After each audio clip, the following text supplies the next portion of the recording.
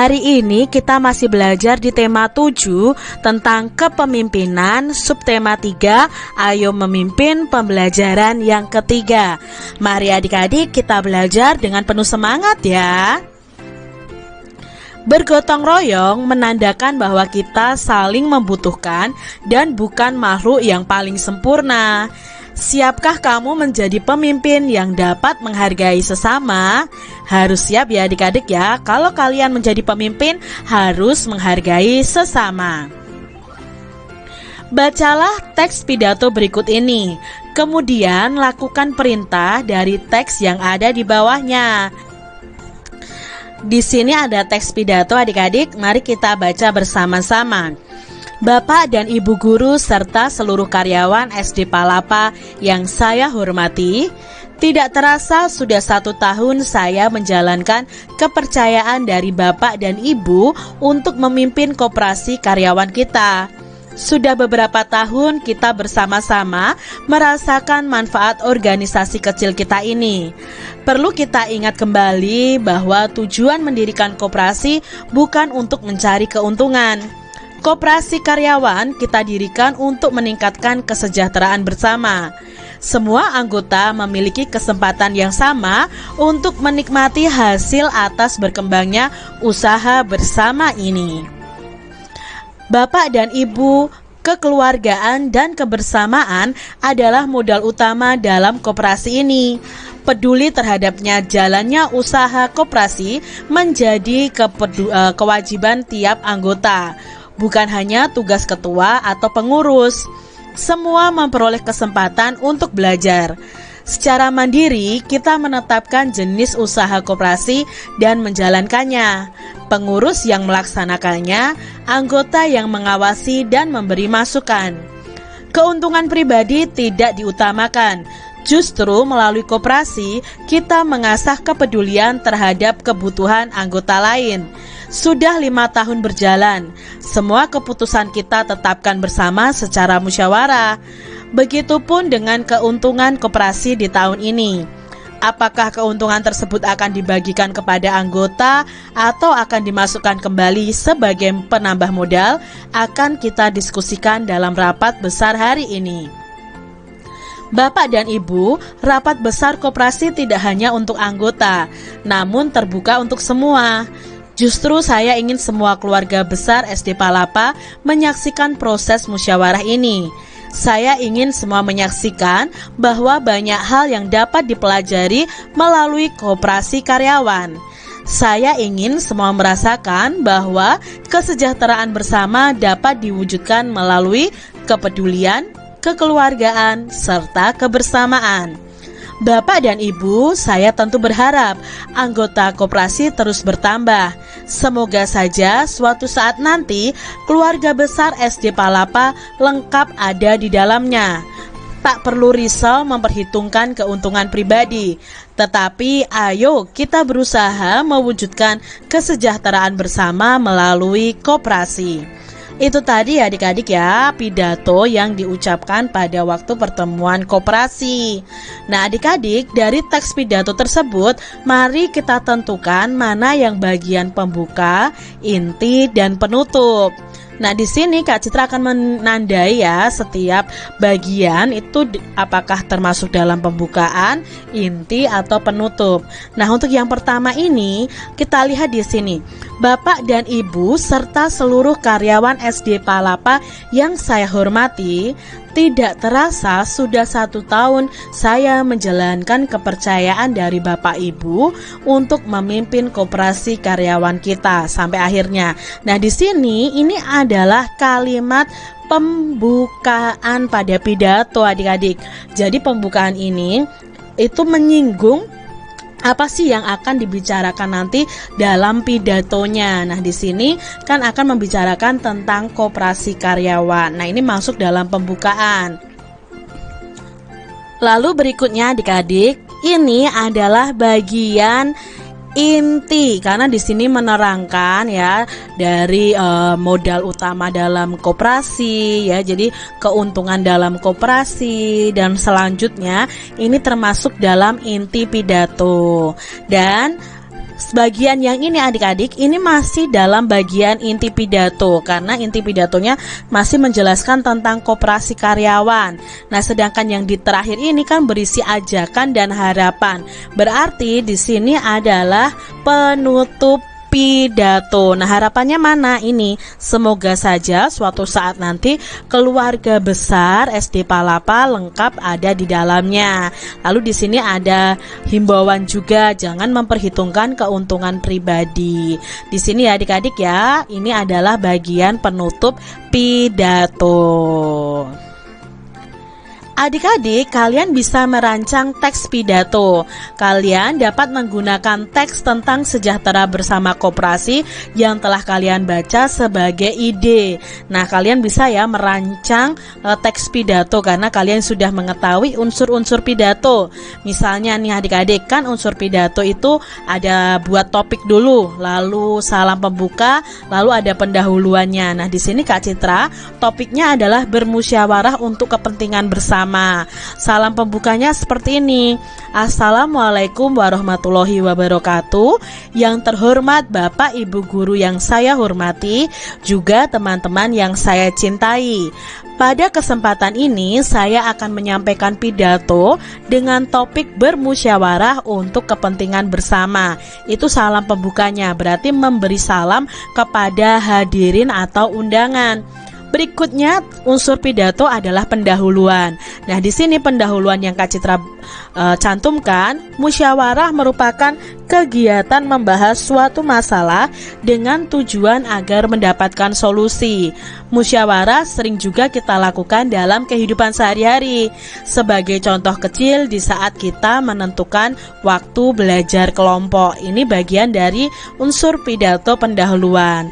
Lalu intinya apa? Nah, intinya di sini Kak Citra menjelaskan tentang manfaat dari musyawarah. Misalnya di sini ya, beberapa manfaat musyawarah antara lain sebagai berikut. Pertama, musyawarah melatih untuk menyuarakan pendapat atau ide. Setiap orang pasti memiliki ide atau gagasan yang dapat diungkapkan dalam memecahkan suatu permasalahan yang sedang dibahas. Kedua, melalui musyawarah, masalah dapat segera terpecahkan. Dengan bermusyawarah akan bisa didapatkan beberapa jalan alternatif dalam menyelesaikan suatu permasalahan yang menyangkut kepentingan bersama. Ketiga, musyawarah dapat mengambil keputusan yang memiliki nilai keadilan. Musyawarah merupakan proses dengar pendapat yang nantinya keputusan yang diambil adalah merupakan kesepakatan bersama antar sesama anggota. Lalu manfaat musyawarah yang keempat, musyawarah ini menghasilkan keputusan yang dapat menguntungkan semua pihak. Keputusan yang diambil dalam suatu musyawarah tidak boleh merugikan salah satu pihak atau anggota dalam musyawarah. Marilah mulai sekarang kita membudayakan musyawarah dalam kehidupan sehari-hari, karena melalui musyawarah kepentingan bersama akan tetap terjaga. Musyawarah memiliki kelebihan, salah satunya adalah keputusan yang diambil ini merupakan keputusan bersama yang merupakan jalan tengah yang membuat masalah teratasi. Itu intinya. Sekarang penutup dan salam penutupnya bisa seperti ini. Dari pidato yang telah saya sampaikan di atas, maka dapat saya simpulkan tentang musyawarah untuk kepentingan bersama, yaitu pertama, musyawarah dapat melatih menyuarakan ide. Kedua, musyawarah dapat memecahkan masalah yang sedang kita hadapi. Ketiga, musyawarah dapat menghasilkan keputusan yang menguntungkan semua pihak. Keempat, musyawarah menghasilkan keputusan yang dapat menguntungkan semua pihak. Jadi ini adalah kesimpulan dari semua inti pidato adik-adik itu dimasukkan dalam penutup. Berikutnya ada salam penutup, itu ucapan terima kasih dan mohon maaf. Demikian pidato singkat ini saya sampaikan. Mohon maaf bila ada kata atau kalimat yang kurang jelas. Terima kasih. Wassalamualaikum warahmatullahi wabarakatuh. Nah, di sini contoh dari pidato adik-adik. Kalian bisa membuat pidato sesuai dengan keinginan atau imajinasi kalian masing-masing. Adik-adik, ternyata bergotong royong pun dapat dilakukan saat belajar untuk menghasilkan yang terbaik.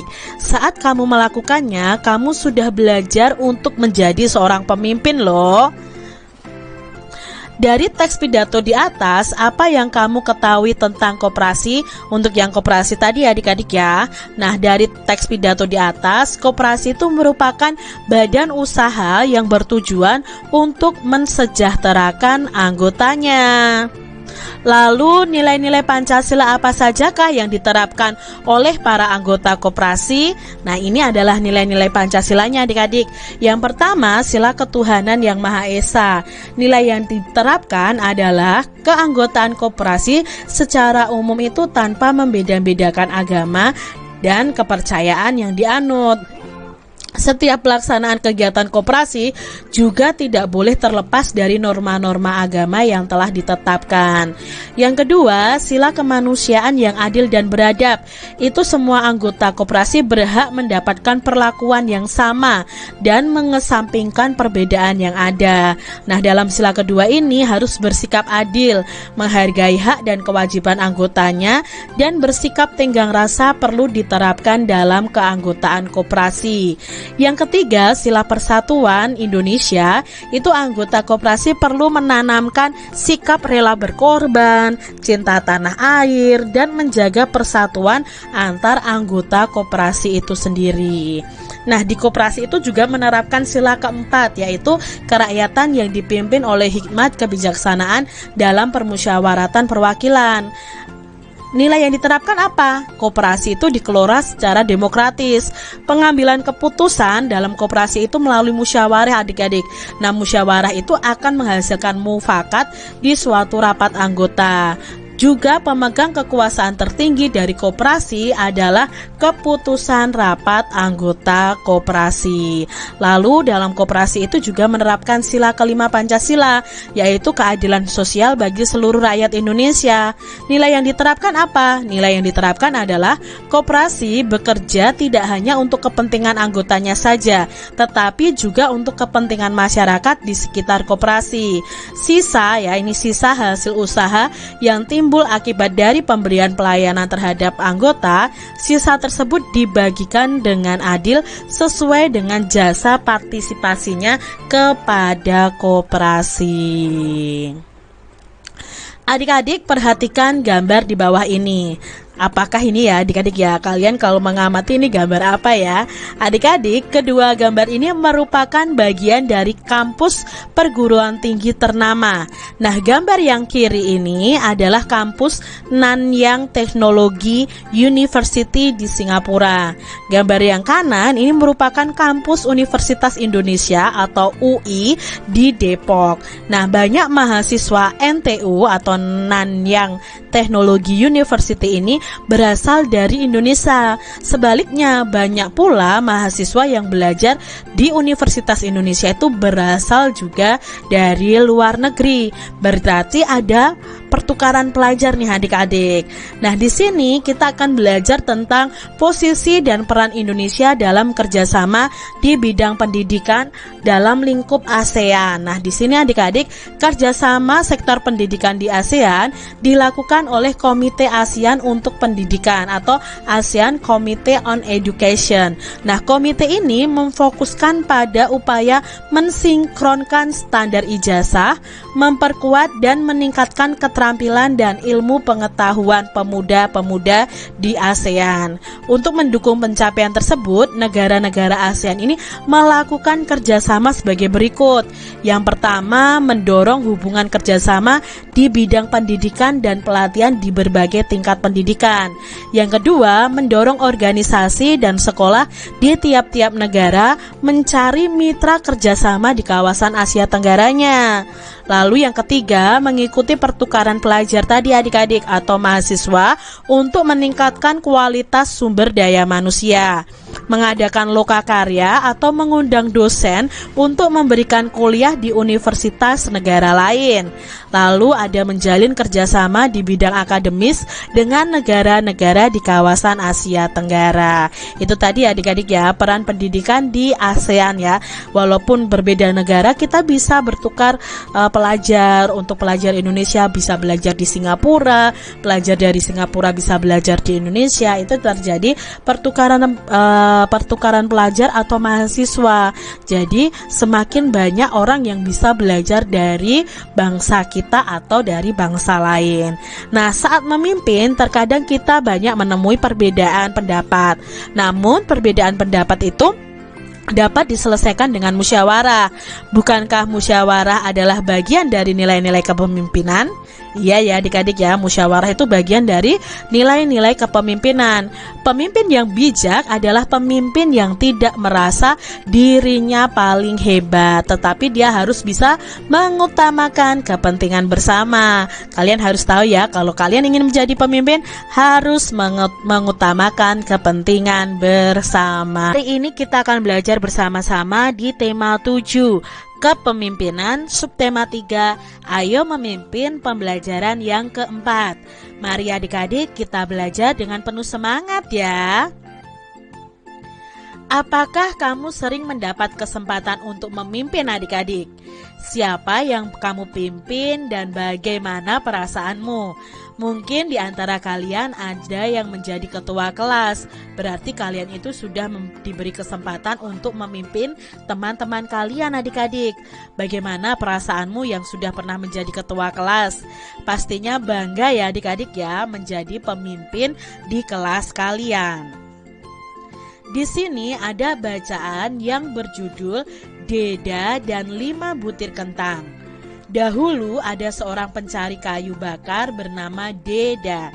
Dia hidup bersama istri dan ketiga anaknya. Mereka keluarga miskin yang tinggal di gubuk sederhana. Sudah seminggu ini turun hujan. Deda pun tidak dapat pergi ke hutan mencari kayu bakar. Istri Deda berkata, "Suamiku, persediaan makanan kita hampir habis. Di sini hanya tersisa 5 butir kentang. Itu pun tidak cukup untuk makan kita sekeluarga." "Aku tahu, bersabarlah. Semoga besok tidak hujan dan aku dapat pergi bekerja. Sisa kentang yang ada biarlah untuk makan anak-anak saja," kata Deda. Menjelang sore, ada seseorang yang mengetuk pintu rumah Deda. Setelah dibuka, ternyata ada seorang pengemis tua. Dia basah kuyup kehujanan. "Aku sudah berhari-hari kehujanan. Aku juga kedinginan dan kelaparan. Bolehkah aku meminta sedikit makanan?" tanyanya. Deda kasihan melihat si pengemis, tapi dia juga tidak mempunyai banyak makanan. Deda bermusyawarah dengan istri dan anak-anaknya. Akhirnya mereka bersepakat untuk memberikan sisa makanan kepada si pengemis. "Baiklah, kami akan memberikan 5 butir kentang itu kepadamu. Kami sangat kasihan melihatmu," kata Deda kepada si pengemis. "Tunggulah sebentar, aku akan memasaknya dulu," kata istri Deda. Setelah matang, kentang pun dihidangkan adik-adik. Si pengemis ini makan 4 butir kentang. Kini kentang yang tersisa tinggal 1. Sebelum pergi dia berpesan, "Jika kalian mau makan, irislah kentang ini menjadi 5. Pasti cukup untuk makan keluargamu." Deda kemudian mengiris kentang itu menjadi 5. Ternyata kelima irisan kentang itu berubah menjadi 5 butir kentang. Jika sebutir kentang diiris 5 lagi, maka tiap irisannya akan menjadi 5 butir kentang lagi. Begitu seterusnya adik-adik. Kini Deda dan keluarganya tidak pernah kekurangan makanan lagi. Deda juga membagi-bagikan kentangnya kepada tetangganya. Nah, dongeng ini diambil dari dongengceritarakyat.com. Adik-adik, Deda ini ternyata berbelas kasihan kepada orang lain. Ya, Deda ini juga mementingkan musyawarah dalam keluarganya ya. Buktinya ketika pengemis datang, dia bermusyawarah dulu dengan keluarganya apakah sisa kentang yang ada akan diberikan kepada pengemis, dan ketika dia mendapatkan berkat ya, dia juga membagikan kepada orang-orang atau tetangga di sekitarnya. Nah, adik-adik, identifikasilah penerapan nilai-nilai Pancasila yang ada pada cerita Deda dan 5 butir kentang tadi. Nah, di sini kalau diidentifikasi berdasarkan nilai-nilai Pancasilanya, yang pertama adalah ketika Deda bermusyawarah dengan istri dan anak-anaknya, itu berarti sudah menerapkan nilai Pancasila sila keempat, yaitu kerakyatan yang dipimpin oleh hikmat kebijaksanaan. Lalu Deda tadi kan kasihan melihat si pengemis dan memberikan si pengemis makanan. Itu sesuai dengan nilai sila Pancasila yang kedua, yaitu kemanusiaan yang adil dan beradab. Berikutnya, Deda kemudian mengiris kentang itu menjadi 5 karena mau dibagi secara adil antara dia, istrinya, dan 3 anaknya. Itu sesuai dengan sila kelima Pancasila, yaitu keadilan sosial bagi seluruh rakyat Indonesia. Lalu dalam cerita tadi, Deda mengajak istrinya untuk bersabar dan berdoa. Berarti kan di sini sesuai dengan sila pertama Pancasila, yaitu ketuhanan yang Maha Esa. Dan yang terakhir, Deda tadi membagi-bagikan kentangnya kepada masyarakat atau kepada tetangganya. Itu sesuai dengan sila ketiga Pancasila, yaitu Persatuan Indonesia. Adik-adik, sekarang tugas kalian nih membuat patung dari bahan lunak di sekitar kalian.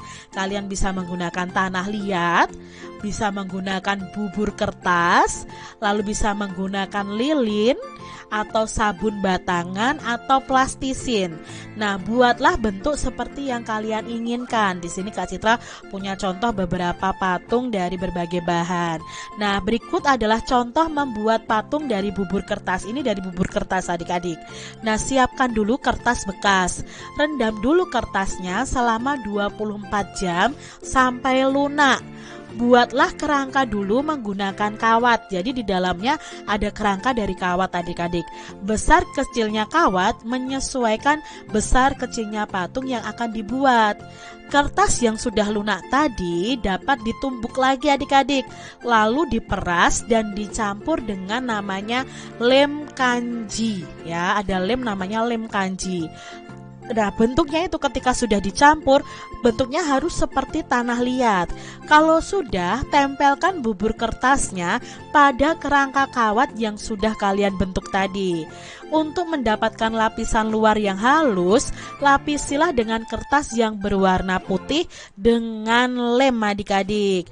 Lalu jemur patung itu di bawah sinar matahari. Setelah kering, warnai patung dengan cat kayu atau cat tembok sesuai warna yang kamu sukai. Jadi kalian bisa membuat patung dari bubur kertas. Selamat mencoba ya adik-adik.